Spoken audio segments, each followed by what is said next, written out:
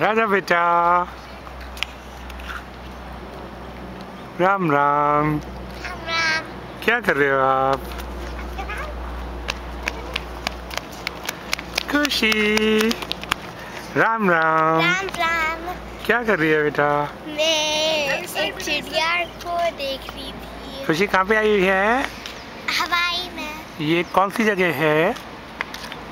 Ritz Carlton. अच्छा, ये Ritz Carlton के बैक एरिया का व्यू है। हाँ। ये यहाँ पे nice trail, tennis courts and beaches. आओ बीच को घूम के आना, उधर कुछ नहीं होगा। Mummy wants to go and check in the other direction.